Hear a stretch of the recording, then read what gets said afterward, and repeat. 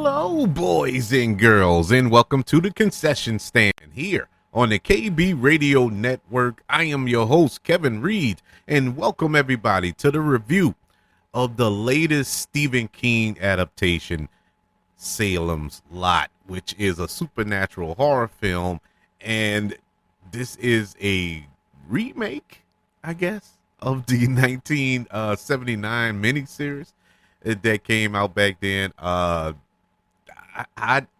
I didn't realize, this is crazy, but I didn't realize I'd never seen that miniseries. Granted, it came out the year I was born, so obviously I didn't catch it when it was originally broadcast, but I thought I had seen it. And then I remembered, well, they made another one, The Return to Salem's Lot. I think I remember seeing that. And I think that's where I got twisted up at. But in my mind, I'm thinking that I saw the original. And so I went into this, with the mind frame. Let's see how it stacks up. And I think about 10 minutes in, I was like, wait, I didn't see the original. It just dawned, it clicked. It was like, you didn't see it, Kevin. And so I went into this pretty blind, and that's good in a lot of cases because your expectations aren't high. You're going into it with fresh eyes and a fresh perspective. Don't have this grandioso performance that a new actor has to live up to, and so on and so forth. So it's good to go into things as if it's fresh, brand new. This film stars Louis Pullman, who is the son of Bill Pullman. If you don't know who Bill Pullman is, he's been in a slew of films in his career. But one of the most notable roles that he had, he was the president in Independence Day. Yes, that's Bill Pullman, and this is his son. And you will know it's his son. He looks like him, and in some cases even talks like him. But he stars in this film. Mackenzie Lee, Alfie Woodard, who I didn't even know was in this movie, also stars along with Louis Pullman. And the plot of Salem's Lot centers on a writer who returns to his hometown of Jerusalem's Lot in search of inspiration, only to discover the presence of a vampire. Yeah, people, it's October. You know what it is. It is it's horror season. Of course, I said Stephen King in the first place, so you know what it is. Stephen King adaptations. How many Stephen King be honest with yourself. How many Stephen King adaptations can you really sit back and say they got it right? Not too many. And I thought about that too after I finished watching this film. I'm like, they really haven't knocked them out the park, with the exception of a few. A few of them. It chapter 1 was pretty good. Chapter 2 was alright, but it wasn't as good as the first one. There's a couple of them spread out there that I'm blanking on right now, but I know it. I can say it was the best. Salem's Lot wasn't that bad.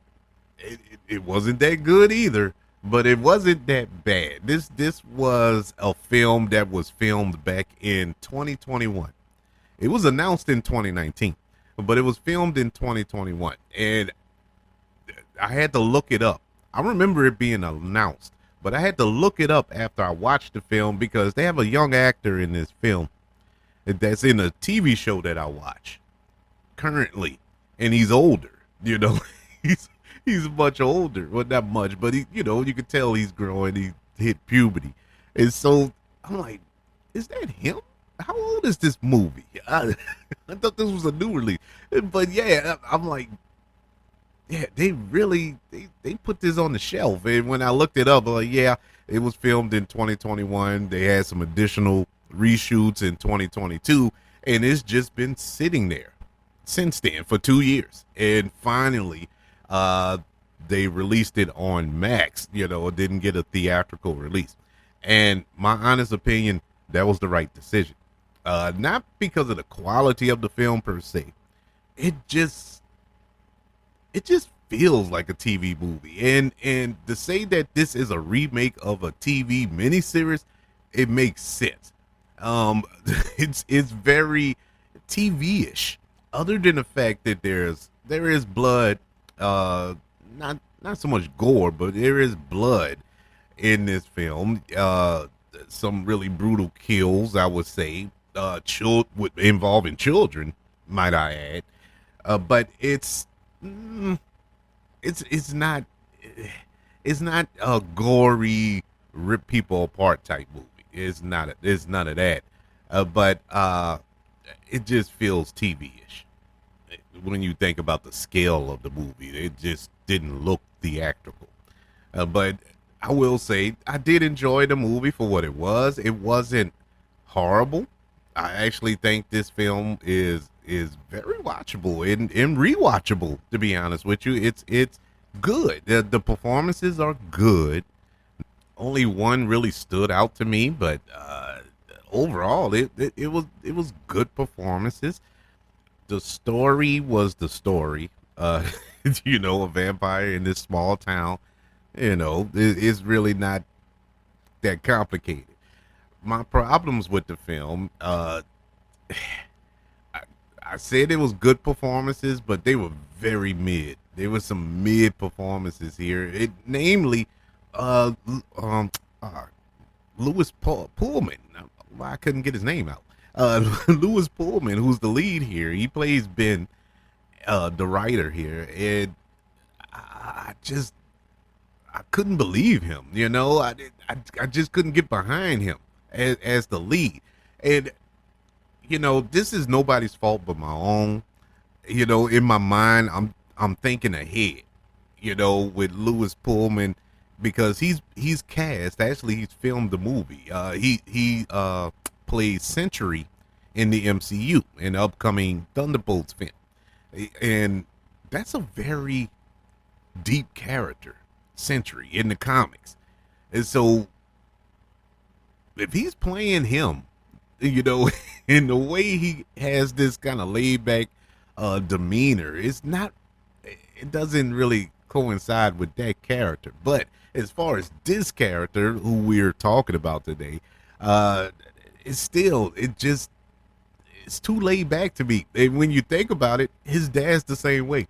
His dad has the same acting style. He doesn't get angry. You rarely see Bill Pullman angry in a film. He has that same tone, same demeanor. It's crazy, and he passed that on to his son. Lewis Pullman has the same mannerisms. There are some scenes where he's kind of, frantic when vampires are chasing him and whatever. But other than that, it's when he's supposed to be the lead and driving the story along. It just didn't really work for me. But the MVP of this film, the one who saves this film for me as the best performance, is a actor named Jordan Preston Carter. He plays Mark, the young kid, the young black kid in the film. And I know saying that is weird, but he's the only black kid in the movie.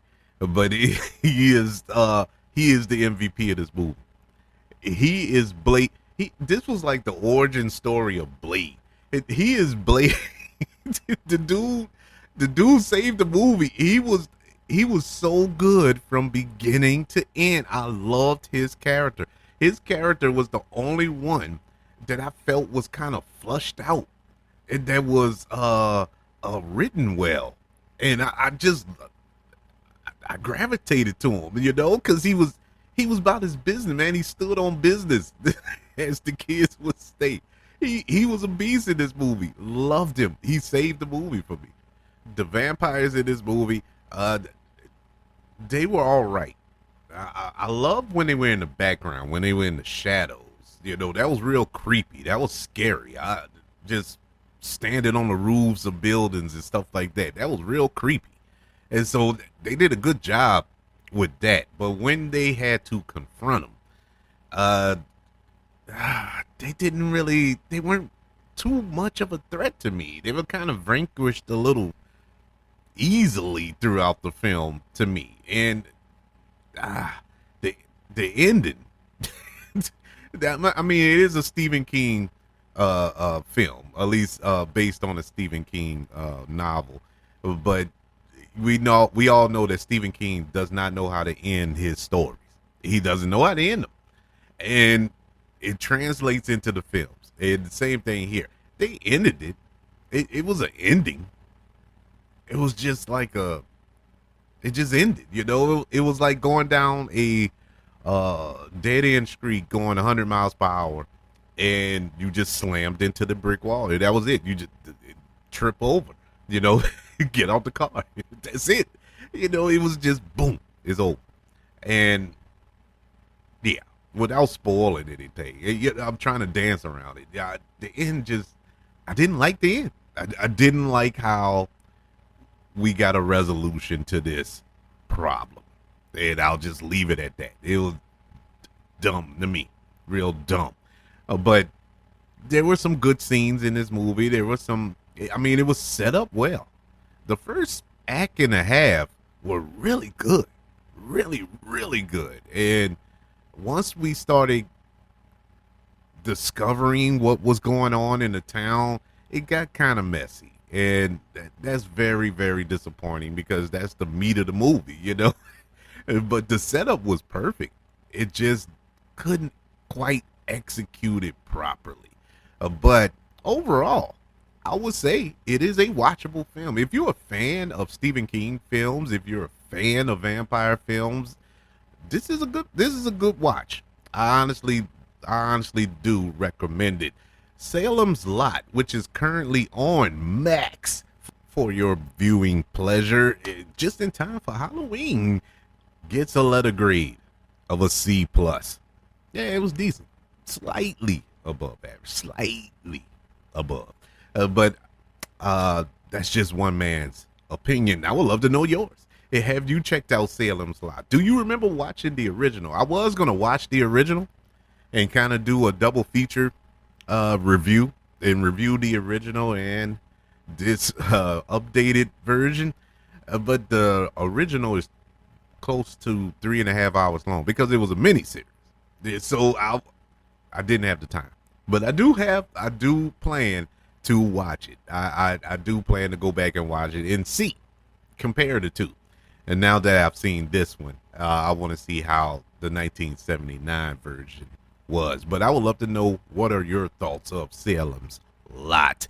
Email the show, kbradiopodcast@gmail.com. You can also search for the show on all social media platforms. Just search for the KB Radio Network. Don't forget to subscribe to the KB Radio Network channel on YouTube and like this video if you don't mind. Don't forget about the 5 stars, the reviews, and sharing this show if you're listening on Apple Podcasts, Spotify, iHeartRadio, wherever you are currently listening to the concession stand here on the KB Radio Network. Everybody, thank you for joining me for this review of Salem's Lot. I am so excited this month because it is October. It's Halloween. Yeah, I love horror movies, and we have a slew of horror movies coming down the pike in the next few weeks, and I can't wait. Want you all to know that I love you. Continue to love everyone, and until we speak again, you all be blessed.